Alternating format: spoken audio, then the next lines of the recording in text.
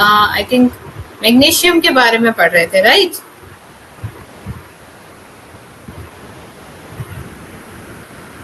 Yes, ma'am. Magnesium. Okay,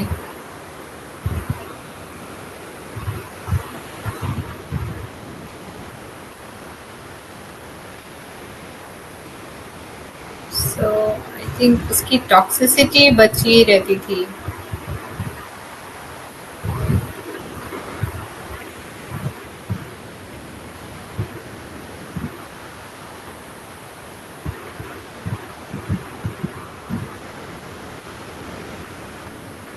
No, we have completed iron also.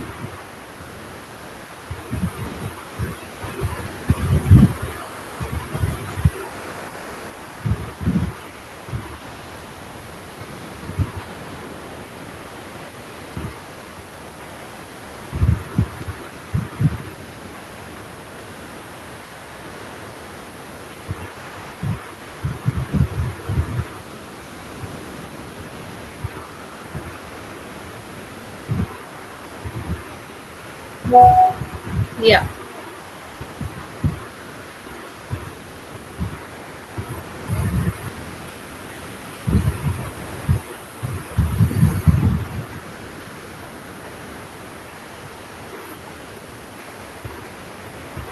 So iron toxicity के बारे में पढ़ते हैं.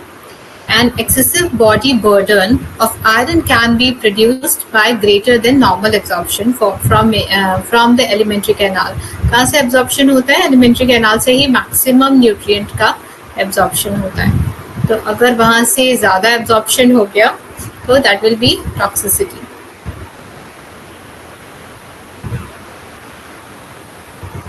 And उससे क्या होने वाला है? Cirrhosis of liver. Okay.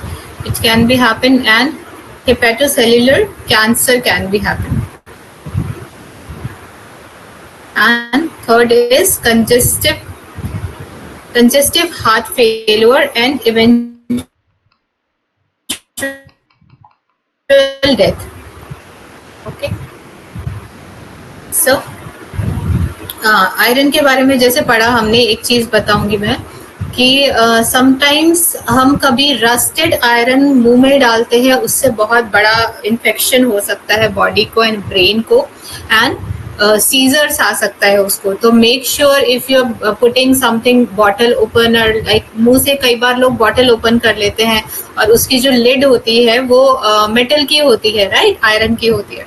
जो कोक की बॉटल या फिर कोई भी बॉटल्स होती हैं जिनका ढक्कन मेटल का है, या फिर कैंस होते हैं, उनको मुंह से कई लोग खोलते हैं. That is very hazards. वो करने से समटाइम्स उसमें कहीं ना कहीं अगर जरा सा भी इन्फेक्शियस है, आयरन है वहां पे, अगर उसमें रस्ट लगा हुआ है, ठीक है, तो उसमें बहुत सारे के इन्फेक्शन हो सकते हैं. मेनली कई बार पेशेंट इतना ज्यादा खराब हो जाता है कि उसको हॉस्पिटलाइज होना पड़ता है, उसको सीजर्स बहुत ज्यादा आने लगते हैं. तो ये समटाइम्स मतलब ड्रेडेड हो सकता है, डेथ हो सकती है इस वजह से. तो मेक श्योर आप मुंह में डाल रहे हैं जो चीज वो धुली हुई हो, साफ हो. ओके. एंड समटाइम्स ऐसा भी करते हैं, कोई पैकेट्स मुंह से खोलते हैं, खरीद के लाए एंड पैकेट्स मुंह से खोला, उससे भी बहुत तरह के इन्फेक्शंस हो सकते हैं. तो मेक श्योर आप कुछ भी बाहर से लाया हुआ रैंडम चीज मुंह में नहीं डाल सकते.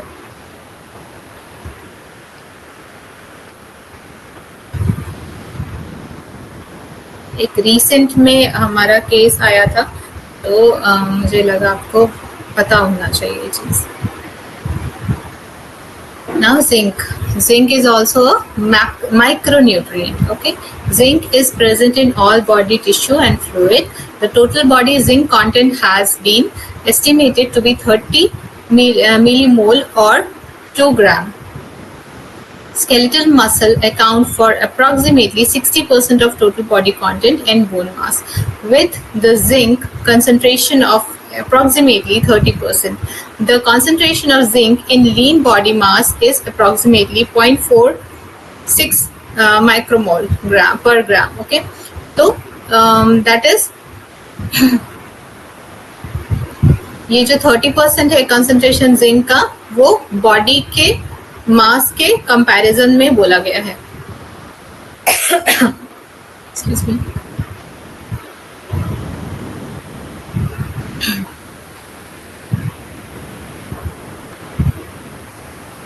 This level appears to be under close hemostatic control. High concentration of zinc are found in choroid of eye and prostatic fluid. Prostate में जो fluid होता है उसके अंदर zinc होता है. Okay. Food sources of zinc. कहाँ से zinc मिलेगा? Zinc is very important, especially for elder male.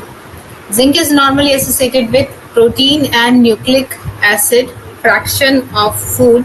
Thus, food high in protein are good sources of zinc. आप नोटिस करिए जिसमें भी प्रोटीन तो आप देख के समझ जाता है ना, या पढ़ा है हमने काफी टाइम से, तो उसमें मेनली जिंक रहता है. जो प्रोटीन्स के रिच सोर्सेस हैं, they may have rich sources of zinc also. Lean red meat, whole grain cereal, जो वेजिटेरियन है उनके लिए होल ग्रेन. ओके, तो जो भी वेजिटेरियन है मेक श्योर कि वो रिफाइंड आटा यूज नहीं कर रहे हैं. Pulses and legumes provide the highest concentration of zinc. Concentration is such food are generally in the range of 25 to 50 microgram per kg of raw weight.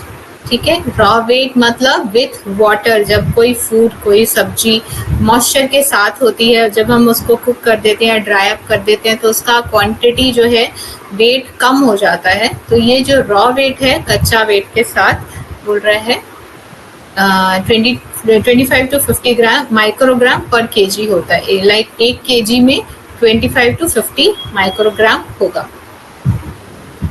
Processed cereal with low extraction rates, polished rice and chicken, pork or meat with high fat content have moderate zinc content, typically between 10 to 25 milligram per kg. Fish, roots and tubers, green leafy vegetables and fruits are only modest sources of zinc. Modest मतलब ठीक ठाक मिल रहा है, बीच बीच का, rich बहुत ज़्यादा नहीं है. Having concentration less than 10 milligram per kg. Saturated fat and oil, seafood, oyster are very high in zinc. Other good source, animal source include poultry, pork and dairy products. ठीक है, तो जो वेजिटेरियन है तो उनके लिए dairy product must have to include in their daily diet. Among the food of plant origin, legumes, whole grain cereals and vegetables are the good sources. Refining of cereal reduce the content of large extent. अगर हम उसको किसी भी चीज़ को refine कर देते हैं तो उसका जो कंटेंट है काफ़ी कम हो जाता है. लाइक अगर हम मैदा या फिर जो होल व्हीट आटा नहीं होता है, थोड़ा सा जो रिफाइन किया रहता है, they are less in zinc. We should take once in a week any millet, or you can mix any millet atta with your regular atta.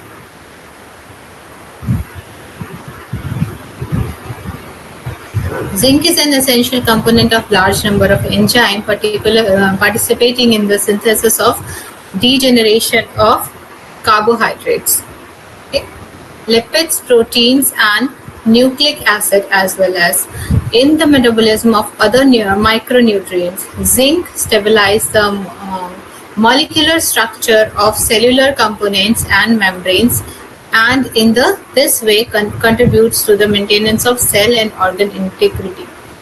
Furthermore, zinc has an essential role in polynucleic nucleotide transcription and thus in the process of genetic expression. जो jeans carry करते हैं, अच्छे jeans carry हो, उसके लिए mother में भी zinc content अच्छा होना चाहिए. Zinc also plays a central role in the immune system, affecting a number of aspects of cellular and humoral immunity.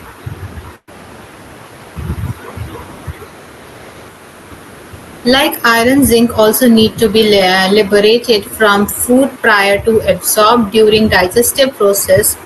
Proteases, nucleases, and hydrochloric acid all appear to release zinc bound to protein and nucleic acid. Okay, zinc is absorb through out the small intestine, ठीक है, जैसे सारे nutrient absorb होते हैं small intestine में, zinc भी small intestine में ही absorb होता है.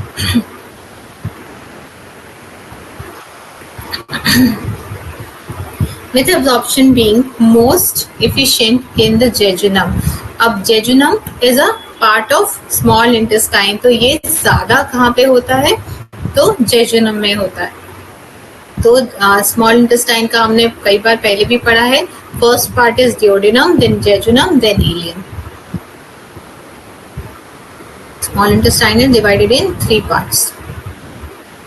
Zinc given as aqueous solution to fasting subject is absorbed to extend to 60 to 70%. However, absorption from solid diet is less efficient and varies widely depending upon the content of zinc in the meal and the composition of the diet.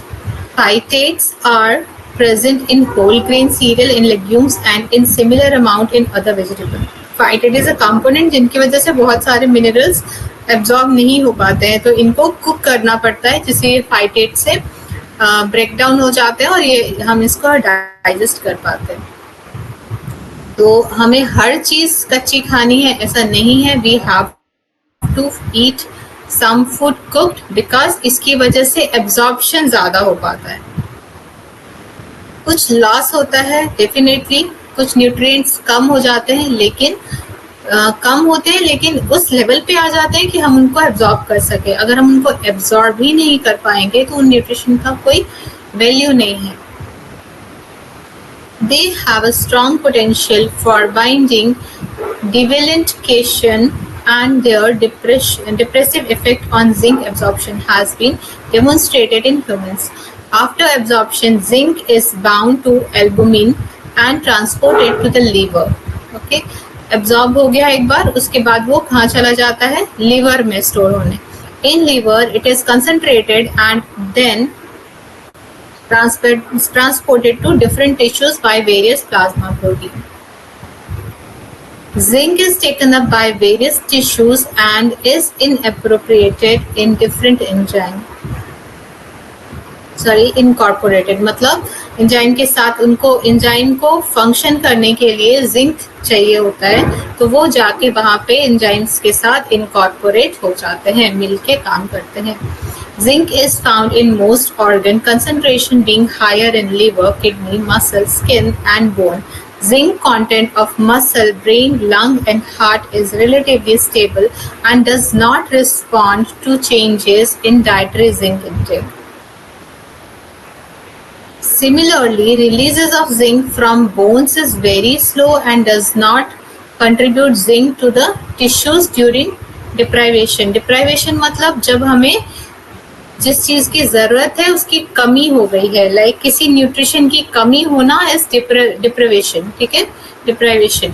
तो अगर zinc के लिए हम deprive भी हैं तो भी वो बॉडी से ब्रेक डाउन होके नहीं निकलता है. जैसे कि कैल्शियम में हमने पढ़ा है कि जब हमें कैल्शियम के लिए डिप्राइव हो जाते हैं, स्पेशली इन प्रेग्नेंट वुमेन, जब बेबी डेवलप होता है तो डिमांड काफी बढ़ जाती है, और अगर हम उसको फुलफिल नहीं करते हैं तो बॉडी में बोन्स से ब्रेक डाउन होके कैल्शियम निकलता है और उसके बाद वो यूज होता है. ठीक है, तो उससे क्या होता है, मदर डिप्राइव हो जाती है और उसके बाद बहुत सारी जो कॉम्प्लिकेशन होती हैं after pregnancy, like weakness and back x, ये सब उन वजह से होती हैं. Zinc is excreted primarily through the following 3 routes. Gastrointestinal tract, majority of zinc is lost from the body in feces. ठीक है, जितना एब्जॉर्ब हुआ, जितना खाया उतना एब्जॉर्ब नहीं होगा, बहुत ज्यादा वो फीसेस के साथ निकल जाता है, स्टूल के साथ वो निकल जाता है.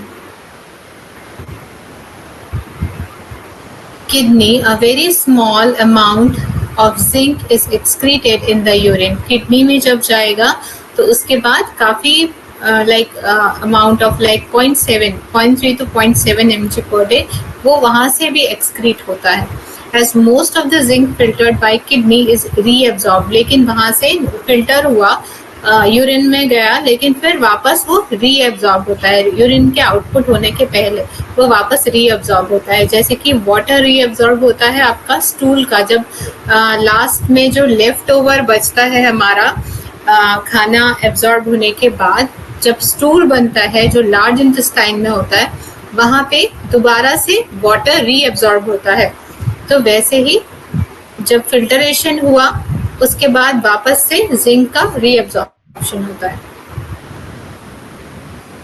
बॉडी सरफेस से कैसे लॉस होता है? Loss of zinc occurs due to the exfoliation of skin and sweating. Exfoliation मतलब जब हम अपना फेस वॉश करते हैं या किसी वजह से अपना स्क्रब करते हैं, तो जो सेल्स निकलते हैं उसके साथ जिंक कंटेंट भी निकलता है स्किन के साथ। स्वेटिंग में भी काफी स्मॉल माइन्यूट अमाउंट में निकलता है, that is 1 mg per day. अगर जिनको ज्यादा स्वेटिंग होती है उनको ज्यादा जिंक लॉस होगा। Another route of zinc loss is hair, which contain 0.1 to 0.2 mg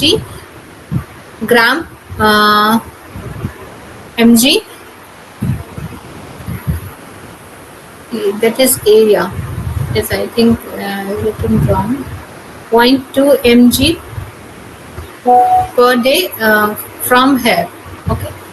strenuous exercises करने से क्या होगा? स्वेटिंग ज्यादा होगी। Strenuous exercises and elevated ambient temperature can lead to high losses of through perspiration. Perspiration किसको बोलते हैं? जो मैं जब बोल रही हूँ तो मेरे मुंह से ऑल टाइम एयर निकल रही है, right? Carbon dioxide and all gases जब हम बोल रहे हैं तो एयर अंदर से निकल रही है, तो उसके साथ मॉइस्चर भी निकलता है बॉडी का, that is called perspiration. Loss of moisture from mouth, तो इसको पर्सपिरेशन बोलते हैं। तो यहाँ से भी लॉस होता है, जहाँ से भी वाटर रिलीज हो रहा है वहां से साथ साथ जिंक भी लॉस हो रहा है। Nutritional requirement of RDA for zinc, the requirement for adult male is 11 mg per day and adult female are 8 mg per day. It is increased to 11 mg during pregnancy and 12 mg during lactation. ठीक है, normal में female में कम requirement है mail से, but जब pregnancy होता है तब उस केस में मेल के बराबर होता है, एंड जब लैक्टेशन पीरियड है तब +1 हो जाता है। A tolerable upper limit of 40 mg per day for adult had been advised by the US Food and Nutrition Board. Intake of excess of 40 mg are undesirable. इससे ज्यादा नहीं खाना है, तो क्या होगा? टॉक्सिसिटी होगी।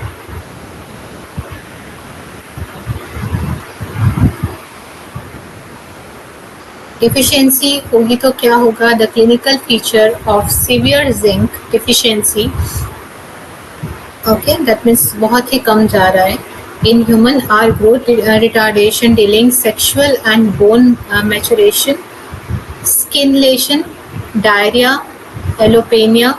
एलोपेनिया मतलब बाल काफी कम हो जाना,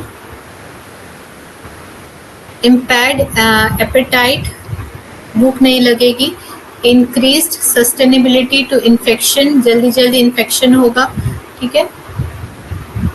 एंड क्योंकि इम्यून सिस्टम में इसका रोल है, इम्यून सिस्टम को अच्छा करने के लिए, तो अगर हम ये नहीं खाएंगे तो इम्यून सिस्टम वीक होगा and we will get frequent infection.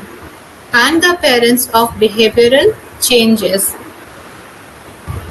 The central role of zinc in cell division, protein synthesis and growth of especially important for infant, children, adolescent and pregnant women.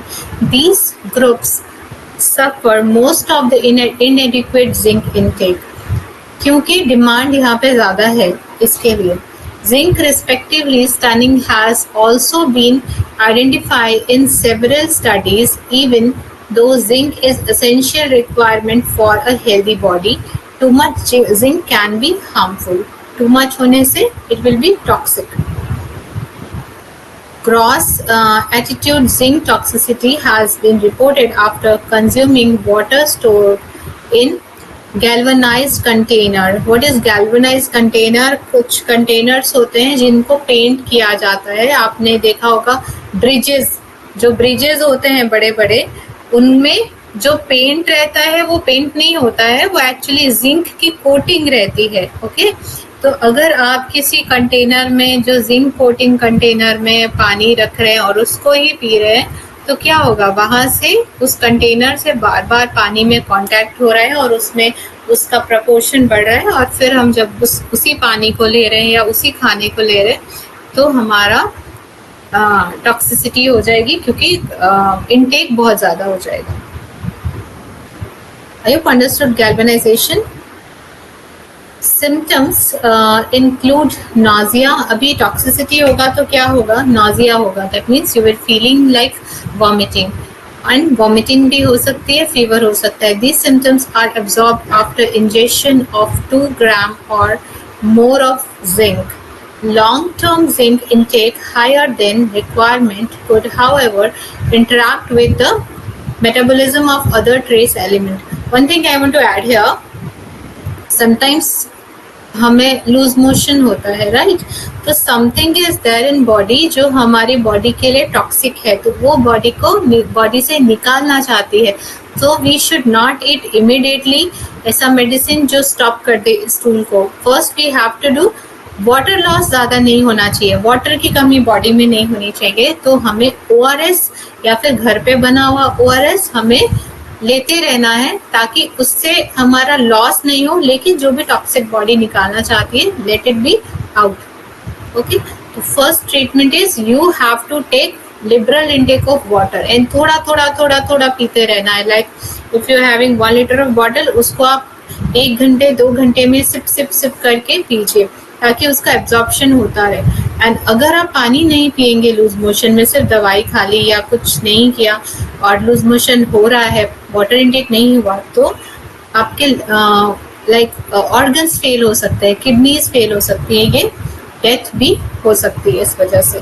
तो loose motion में ध्यान रखना है या food poisoning में ध्यान रखना है कि वाटर इनटेक ज़रूर हो। अगर वीकनेस हो रही है तो ORS ज़रूर लेना चाहिए, लाइक उसमें सॉल्ट भी है एंड शुगर भी है।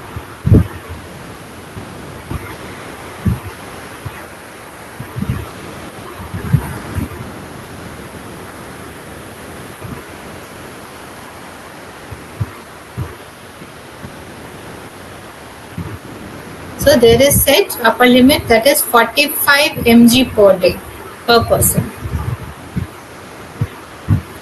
Now copper is also a micronutrient. It requires in small amount,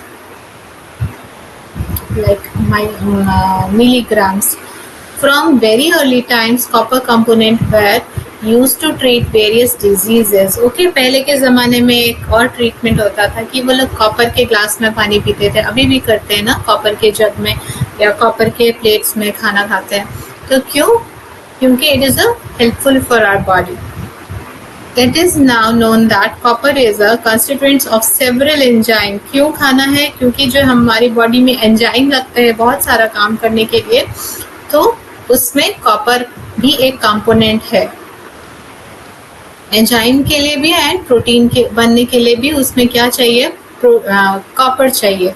most of which catalyse oxidation, reduction, reaction, बहुत सारे ये जो कैटेलाइज होते हैं, ब्रेक डाउन होते हैं, टूटना, ऑक्सीडाइज होना, रिडक्शन होना खाने का, तो ये सब के लिए हमें कॉपर लगता है। In the body copper occurs in 2 oxidation stage, copper cuprous and cupric. Like copper ही है ये भी, लेकिन इसके 2 फॉर्म हैं जिसमें मॉलिक्यूल का क्वांटिटी डिफरेंट है। ओके, तो copper is a single molecule and cupric is a 2 molecule of copper. The body of healthy adult contain a little over 0.1 gram of copper, with concentration being high in liver.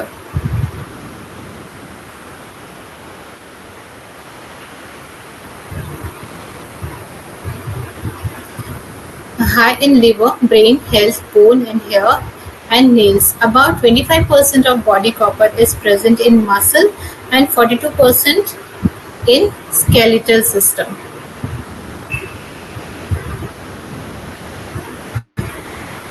Food sources of copper. अभी कहाँ से मिलेगा? First thing I want to suggest, you have to take some copper utensil. Green leafy vegetables have some copper. Nuts, legumes, nuts are very rich in copper. Legumes में भी होता है थोड़ा. Dry fruits, ठीक है, एक ही बात है. Nuts and dry fruits are comes in same group. Mussels, meat, shellfish, it is a seafood, especially oyster are food containing more than 1 milligram copper per 1000 kilogram. See इसका क्वांटिटी बहुत कम होता है. 1000 kilogram में 1 मिलीग्राम होता है.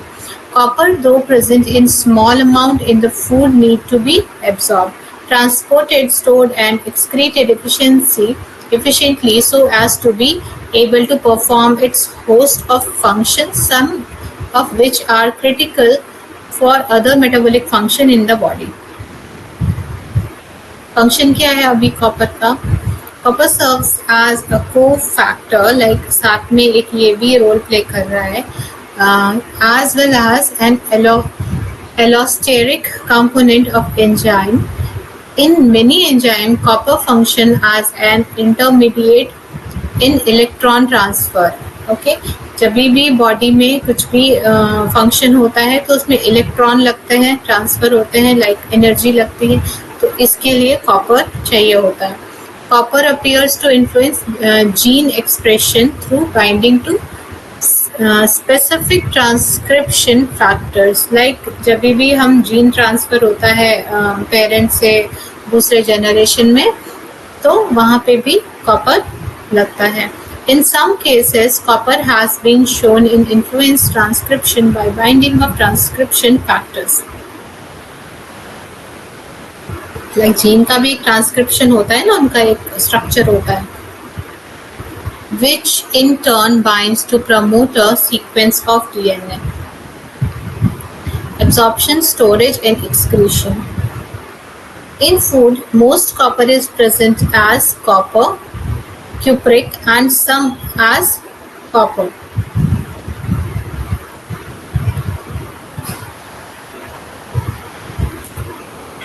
In food, most copper is present in cupric and some are cuprous. This copper is bound to organic components, especially protein. Organic component of protein means protein का structure में copper भी लगेगा. Pepsin and some proteolytic enzyme aid to release of copper. Released copper from soluble complexes with amino acid, organic acid and other chelators which are readily absorbed mainly in the upper intestinal tract. Some copper is also absorbed from the stomach. Once copper is within the intestinal cell, it may be used by the cell, may be stored in the cell or may be transported across the basolateral membrane. Most regulator of copper eliminated. Only small amount of copper is excreted through kidney, like urine से पास हो जाता है. Thus, the absorption and excretion process of copper helps to maintaining optimum level of this element in our body so that it can help in performing a number of metabolic reaction in the body. So, safe intake is 1.5 to 3 mg per day.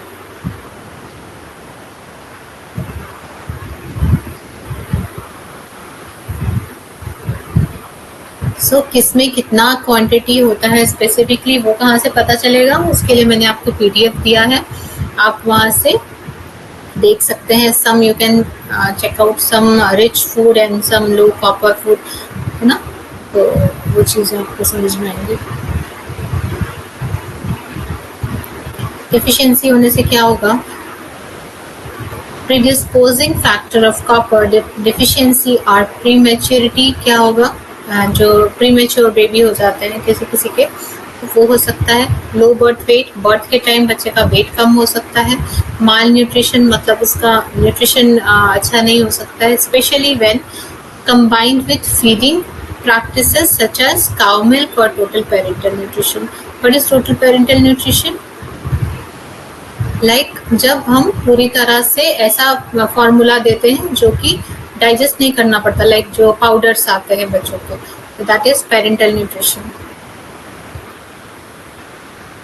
या फिर patients को जो admit होते हैं hospital में, उनको भी parental nutrition दिया जाता है। वो प्री डाइजेस्टेड फूड होते हैं, वो सप्लीमेंट होते हैं जो पेट को और कुछ उसमें डाइजेशन नहीं करना पड़ता, वो जस्ट पेरेंटल होते हैं, वो पहले से डाइजेस्टेड किए होते हैं। The most frequent symptom are, क्या हो सकता है? एनीमिया हो सकता है, न्यूट्रोपेनिया हो सकता है। What is neutropenia? WBC का जो क्वांटिटी है वो हाई हो सकता है। तो WBC तो अच्छा है बॉडी के लिए, इन्फेक्शन को मारता है, लेकिन हाई होने से वो क्या कर सकता है, जो अच्छे भी चीजें हैं बॉडी के लिए उनमें भी समटाइम्स अटैक कर सकता है, एलर्जीज कर सकता है। लाइक होता है ना कि किसी को पीनट खाने से भी एलर्जी होता है, लेकिन जब हम खाएंगे पीनट तो मुझे तो फायदा करेगा। तो वो जो बॉडी है, एलर्जीज क्यों होती है? जो बॉडी का जो इम्यून सिस्टम है उसको समझ नहीं आता है कि कौन से फ्रेंड है, कौन से एनिमी है, तो किसके ऊपर अटैक करना है, तो एलर्जीज उस तरह से हो जाती है। वो जो फ्रेंड है हमारे लिए अच्छे हो सकते हैं, उस पे भी वो लोग उसको एनिमी समझ के उस पे अटैक कर देते हैं।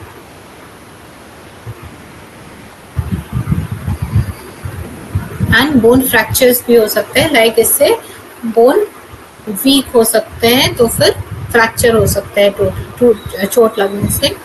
Other less frequent symptoms include hypopigmentation, impaired growth, and an increased incidence of infection and abnormalities of glucose and cholesterol metabolism.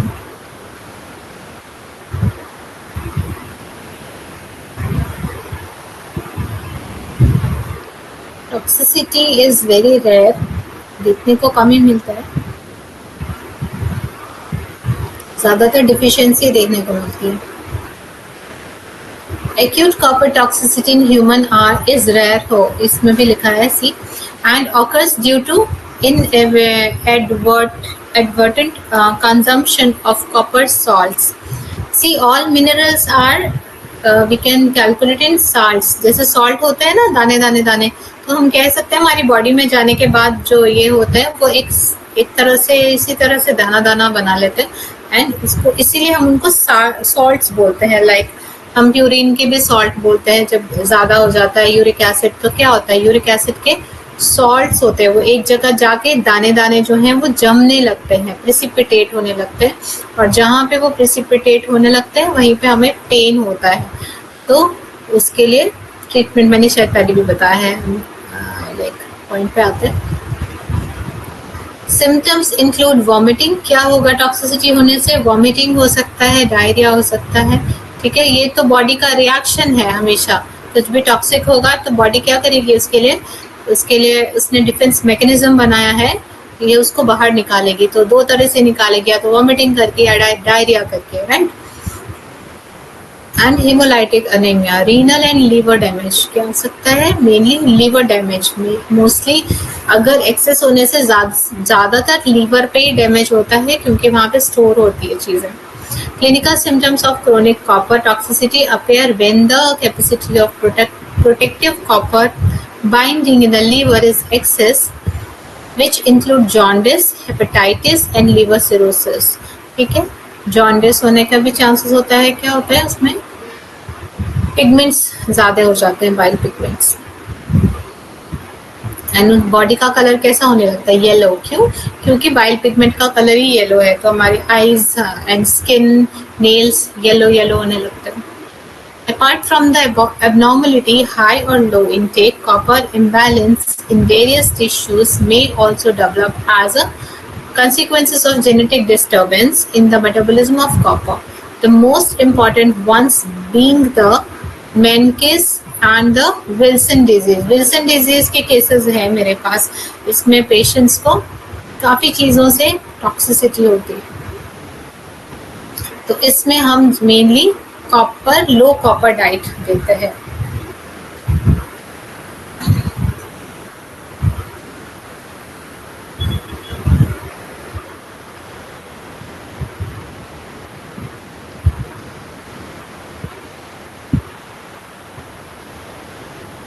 विंसल disease कई बार मोस्टली जो देखा है मैंने, दे आर जेनेटिक, ठीक है। ऐसा नहीं है कि उन्होंने खाया, उसने ही खाया इस वजह से हुआ, ये जेनेटिक भी हो जाता है। कई बार पेरेंट के अच्छे जीन्स नहीं थे, मे बी लॉस मतलब लैक ऑफ कॉपर भी हो सकता है, तो जेनेटिक भी है ये विल्सन डिजीज। बट क्योंकि वो उसमें विल्सन डिजीज अब हो चुका है, तो अब वो उसको हम कॉपर नहीं दे सकते, क्योंकि उसके लिए अब वो एब्जॉर्बेबल नहीं है, उसके बॉडी के लिए वो एक्सेप्टेंस नहीं है उसकी बॉडी में। Selenium. Selenium is non-metallic element and exists in several oxidation state, which include selenium 2, selenium. These are all kind of selenium. Selenium 2, selenium 4, and selenium 6. The chemistry of selenium is similar to that of sulfur. Total selenium content of the body varies from 3 to 15 mg depending on the dietary intake. Approximately 30% of tissue selenium is contained in the liver, 15% of kidney, 30% in muscle and 10% of blood plasma. ये कहाँ पे कैसे store रहता है, that is written here. So most important part, मिलेगा कहाँ से, food sources क्या हैं, तो selenium. Environmental condition and agriculture practices have profound influence of the selenium content in many food. Selenium enters in food chain through plants. The concentration of selenium in plants is directly related to the concentration of the mineral in the soil on which plants were grown.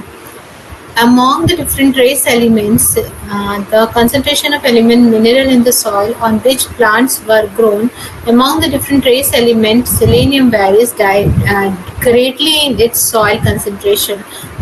Okay, ऐसे भी mostly सारे nutrients soil के nutrition पे भी depend करता है। जैसे कि एक बच्चा, प्रेग्नेंट वुमेन कैसी थी, उसकी हेल्थ पे डिपेंड करता है, वैसे ही प्लांट्स जो हैं उसका हेल्थ, उसका न्यूट्रिशन लेवल मिट्टी पे डिपेंड करता है। ओके, इसीलिए जो आजकल हम जो टेस्ट करते हैं उसका न्यूट्रिशन लेवल हर साल चेक होता है कि किसमें कितना न्यूट्रिशन लेवल है।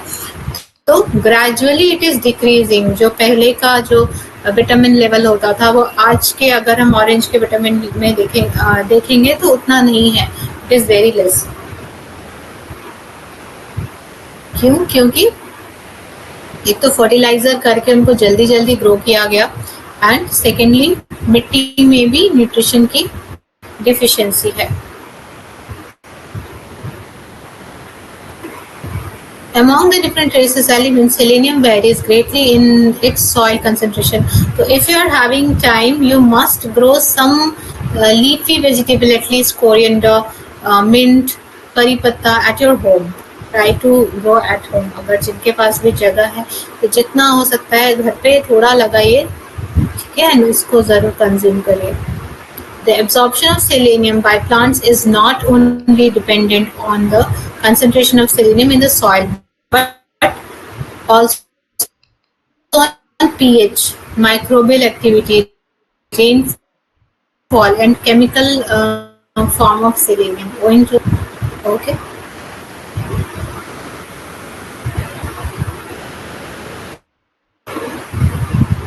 Thyroid hormone status and protection from injury by heavy metal mercury. Yes.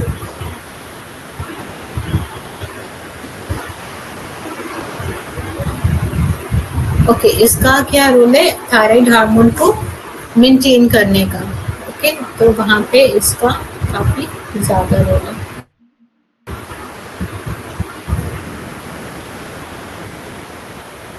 And काफी सारे हेवी मटेरियल्स हम खाने के साथ एंड पानी के साथ हमारी बॉडी में जाता है। आजकल मरकरी का जो है, मरकरी आपने देखा होगा समटाइम्स थर्मामीटर में, है ना, that is also a kind of metal. तो वो भी हमारे खाने में या फिर हमारे पानी के साथ हमारी बॉडी में आ रहा है आजकल, ठीक है, मेनली मेट्रोज में, तो उससे प्रोटेक्शन भी करता है।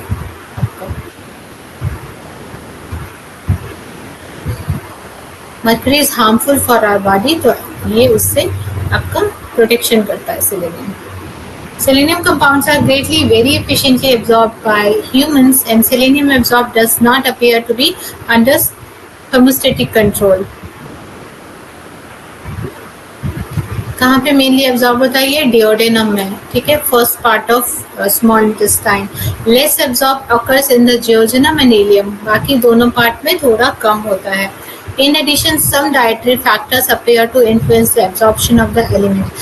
Phytates and heavy metals, such as mercury through chelation and precipitation, hinder selenium absorption.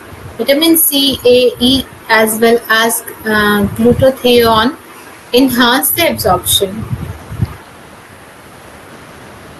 तो ये जो विटामिन है सेलेनियम के एब्जॉर्प्शन के लिए जरूरी है. So many vitamins and minerals are interrelated. अगर वो नहीं खाएंगे तो दूसरा भी एब्जॉर्ब नहीं होगा. सेलेनियम लॉसेस थ्रू लंग्स, अब ये लॉस भी होता है, हर मिनरल लॉस होता है, हर जितना हम खाते हैं सब नहीं होता, एब्जॉर्ब कर पाते, यूज कर पाते. Selenium losses through lungs and skin also contribute to daily selenium excretion. अभी कितना खाना चाहिए? 70 माइक्रोग्राम पर डे. इसका रिक्वायरमेंट बहुत कम है. एंड फीमेल को खाना चाहिए 55 माइक्रोग्राम पर डे.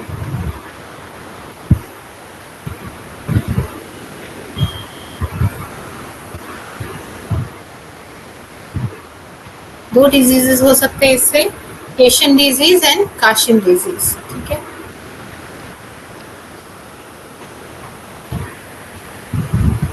अब इसमें क्वेश्चन में क्या होता है? कार्डियोमायोपैथी, मतलब it is related to cardiac system, like heart से रिलेटेड है. एंड मायोकार्डियम क्या है? मायोकार्डियम आपने अगर हार्ट का स्ट्रक्चर पढ़ा होगा कभी, तो myocardium is a muscle of heart जो आपका कंट्रैक्शन में हेल्प करती है. And was identified to affect children and women to child bringing age in China.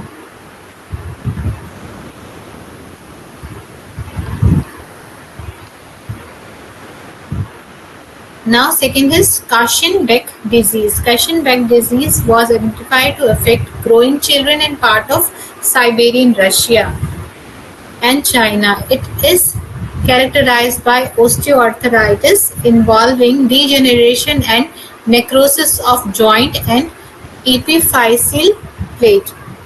Cartilage of leg arms, जो legs and arms में जो cartilages हैं उसको ये खराब करती है, उसको लाइक खराब क्वालिटी का कर देती है, लाइक ऑस्टियोआर्थराइटिस लेवल में लेके आती है. एंड ज्यादा होने से क्या होगा? There are narrow margin between the beneficial and harmful intake of selenium. The level at which selenosis occurs, selenosis मतलब सेलेनियम का ज्यादा होना, occurs in now well defined, but threshold of toxicity appears to be 850 to 900 microgram per day. क्या होगा? Brittle hair होंगे, hair जो है थोड़े से ब्रेक जैसे होंगे, नेल्स भी आपके ब्रिटल होंगे, यहाँ से लाइंस होती है ना. हेल्दी नेल्स कैसे होते हैं? एकदम शाइनी होंगे आपके. एंड ब्रिटल होगा तो आपका इधर में ऐसे ऐसे लाइंस होंगी. तो ब्रिटल नेल्स हो सकते हैं. स्किन लेजन हो सकते हैं, स्किन आपकी थोड़े सा अच्छी नहीं हो सकती है. With secondary infection and garlic odour in the breath, सांस में गार्लिक जैसी स्मेल आएगी अगर ज्यादा सेलेनियम होता है.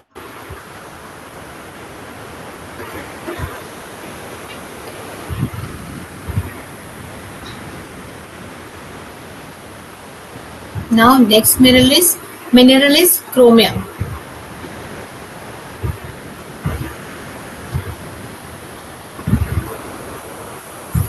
क्रोमियम हमारा किडनीज में प्रेजेंट होता है, स्प्लीन में होता है, लिवर में, लंग्स में, ठीक है, ऑर्गन्स में होता है.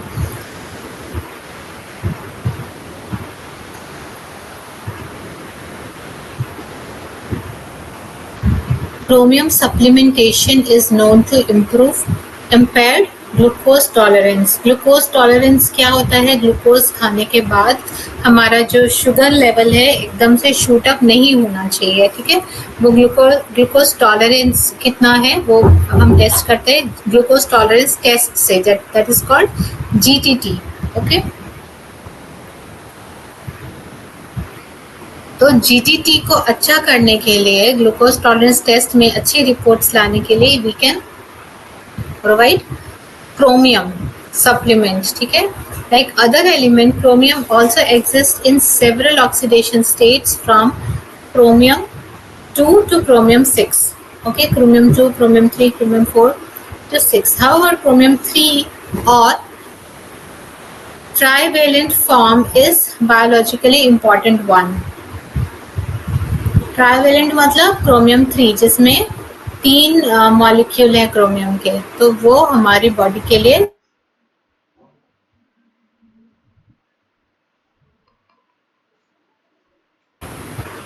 Spices, whole grains and spices जो होते हैं उनमें क्रोमियम काफी अच्छा होता है. जैसे लौंग हो गया, इम्पोर्टेंट, इलायची हो गई, काली मिर्च हो गई, इनमें काफी अच्छा क्रोमियम है. एंड अभी कहाँ तो ऑर्गेनिक्स, मशरूम्स, ऑर्गन्स में, हमारी बॉडी में भी ऑर्गन्स में स्टोर होते हैं, जैसे वैसे इनकी एनिमल्स के ऑर्गन में भी स्टोर होता है, तो ऑर्गन में ज़्यादा होता है. मशरूम्स, चीज, prunes and T. Bird's yeast has a high content of biologically active organically complex from known as glucose tolerance factor. मतलब अगर हम ग्लूकोज खाएंगे तो हमारी ब्लड में एकदम से वो शूटअप नहीं होगा, वो सेल्स तक पहुंच जाएगा. Chromium forms complex sales with nicotinic acid and amino acid from GTF. GTF is glucose tolerance factor.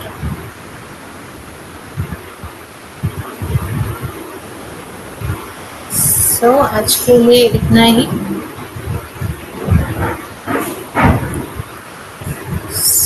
So many micronutrient, macronutrient are important. Sometimes you can't नहीं बता सकते कि इसमें खा लो, इस like क्रोमियम का हमको खाना है, हमको सेलेनियम भी खाना है, ऐसा नहीं कर पाते. तो इसीलिए रफली एक ग्रुप्स बनाए गए हैं, कुछ फ्रूट्स के, वेजिटेबल के, सीरियल के. तो अगर हम सारे ग्रुप से जो प्रोपोर्शनेट बताया गया है तो हमें काफ़ी जो हमारा मीट है वो कंप्लीट हो जाता है, जो हमारा न्यूट्रिशनल रिक्वायरमेंट है वो मीट हो जाता है. तो always we should consider all the groups of the food. सिर्फ दाल, चावल, रोटी, सब्जी नहीं खाना है. मिल्क प्रोडक्ट होना ही चाहिए, नट्स होना ही चाहिए, फ्रूट्स होना ही चाहिए. These are sometimes lacking in our daily diet.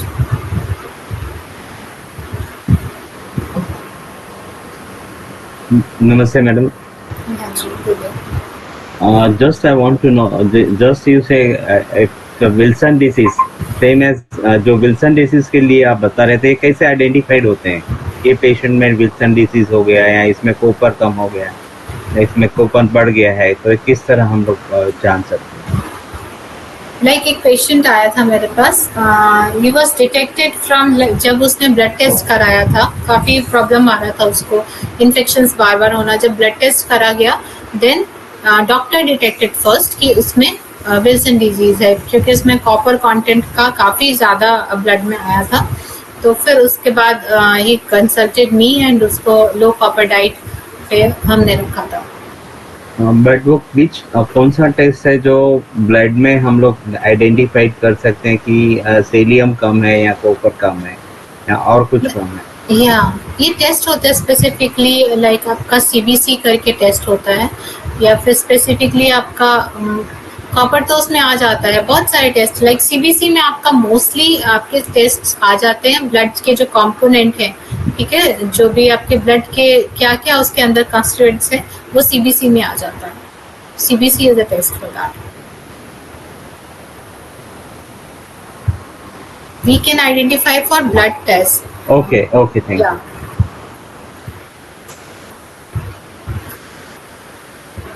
Good night, ma'am.